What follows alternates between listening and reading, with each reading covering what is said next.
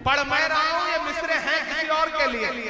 वो बोल रहा है कि सख्त हालात से नहीं डरते, जुल्म की रात से नहीं डरते। जब भी मुश्किलें आती हैं तो ये समझ लो कि कोई खूबसूरत दिन आने वाला है, इसलिए मुश्किलें आई हैं। तो आज मायूस मत होना, मायूसी कुफ्र है। वो किसी का शेर है कि नया पाने की चाहत में पुराना छूट जाता है। तुझे अपनाऊं तो मुझसे जमाना रूठ जाता है।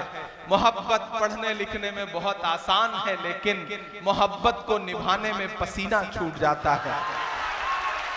आप मेरी मोहब्बत में खड़े हैं, मैं आपकी मोहब्बत में खड़ा हूं। नहीं दो, मैंने इसलिए थोड़ी कहा था कि आप पानी पिलाने लगो, हवा देने लगो, ऐसी कोई जरूरत नहीं। इतना कमजोर नहीं हूं, मोम का पुतला नहीं हूं। हमको उड़ने के तरीके न सिखाओ यारो, पेड़ से आए हैं पिंजरे से नहीं आए हैं। के दायरे में सिमट के आएगा। मैं कोई नाम नहीं लूंगा, आप बहुत समझदार लोग। एक एक मिसरा, एक एक लफ्ज आपकी धड़कनों की तर्जुमानी करे तो यहां से वहां तक एक एक हाथ उठा हुआ चाहिए मुझे चौथे मिसरे पे।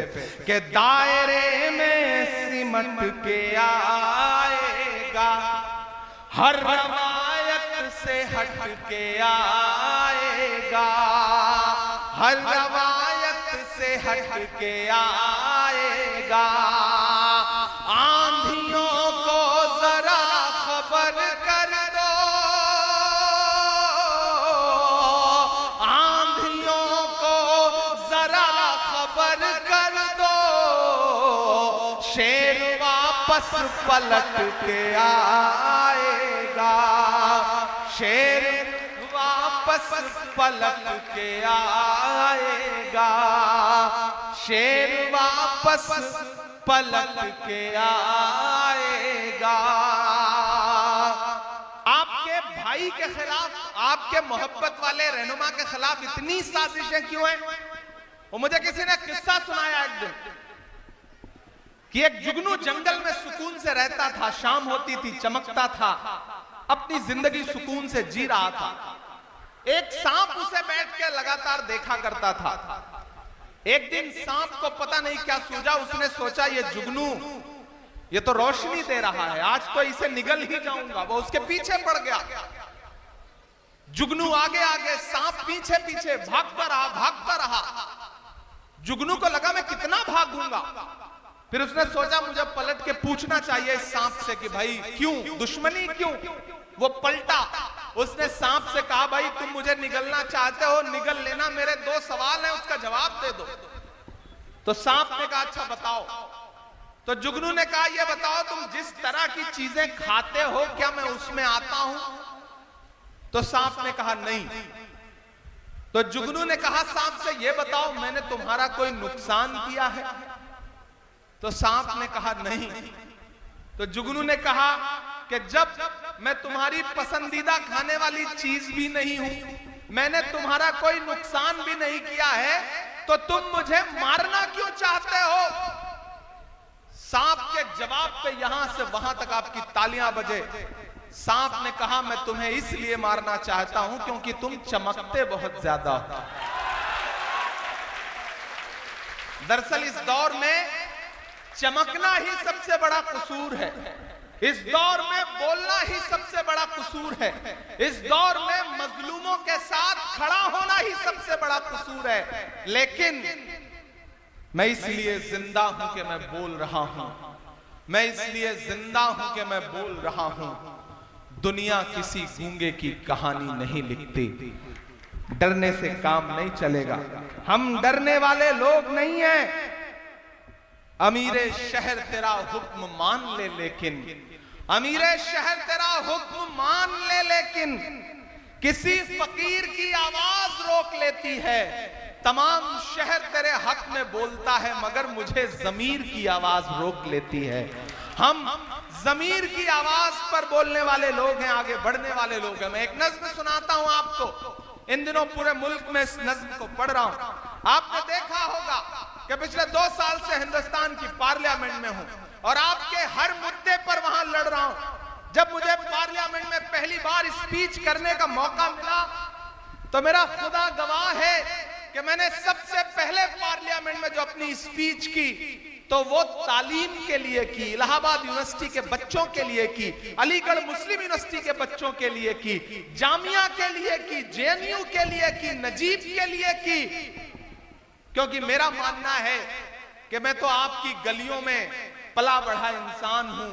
आपकी दुआओं ने इतना बड़ा बनाया कि आज हिंदुस्तान के सबसे बड़ी अदालत में, सबसे बड़ी पार्लियामेंट में मेंबर ऑफ पार्लियामेंट बन के बैठा हूं। तो ये आपकी दुआओं की वजह से हुआ है। मैं इन दुआओं का कर्ज उतारने के लिए यहां पे आया हूं। एक दिन हम सारे लोग पार्लियामेंट में बोल रहे थे तो एक साथ 146 एमपी, 146 146 एमपीज एक साथ सस्पेंड कर दिए गए। जब मैं पार्लियामेंट से बाहर निकला तो मीडिया के साथी खड़े थे, उन्होंने कहा इमरान साहब सस्पेंड कर दिए गए, बुरा लग रहा है। मैंने कहा नहीं, खुश हूं, ये तो हमारे लिए तमगा है, अवार्ड की तरह है। बोलने पर सस्पेंड किया गया है तो हम तो बोलते रहेंगे। मैंने एक नज्म वहीं पर कही और मीडिया के साथियों को सुनाई, आपको भी सुनाता हूं। आपकी मोहब्बतें मिलेंगी तो मुझे लगेगा कि मेरी नज्म कामयाब रही। कि जख्म पर जख्म खा के निकले हैं, हाँ मगर मुस्कुरा के निकले हैं। तैयार है ना शिवपुर वालों? कि जख्म पर जख्म खा के निकले हैं, हाँ मगर मुस्कुरा के निकले हैं। सर झुकाने का हुक्म जब आया, तैयार है ना आप सारे लोग? कि सर झुकाने का हुक्म जब आया और भी सर उठा के निकले हैं, नारे हक लगा के निकले हैं, जख्म पे जख्म खा के निकले हैं। इधर जो डाइस पे बैठे हैं, सर झुकाने का हुक्म जब आया,